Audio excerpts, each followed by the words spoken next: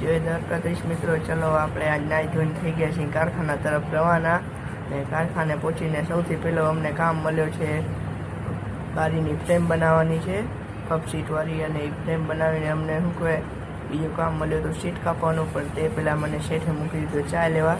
અને ચા લઈને જેવો હું પાછો આવ્યો ત્યાં સુધીમાં મિસ્ત્રી ઘણી ખરી ચોપલાઈ કાપી નાખી હતી, થોડી ઘણી વધી હતી. તે પછી હું કહેવાય મેં એમને સપોર્ટ કર્યો કપાવવામાં. ને તે પછી હું તમને મળું છૂટીમાં 6 વાગે. ને 6 વાગે હું ઘર તરફ થઈ ગયો હતો રવાના.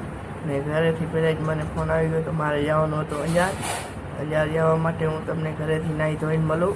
નાહી ધોઈને મળીને હું કહે ચાલો હું ને મારો ભાઈબંધ નીકળી ગયા છીએ અંજાર જવા માટે. અંજાર જઈને અમે કામ પતાવીને ખાધો પપ ખાતો હતો. ને ત્યાં તો ભાઈબંધ હું કહેવાય એની બેનપણીને ટેક કરતો હતો રહ્યો. ને તે પછી થઈ ગયા છીએ વળી આપણે આદિપુર તરફ રવાના. તમે જોઈ શકો છો હું આ એરબડ લેવા માટે ગયો હતો અંજાર.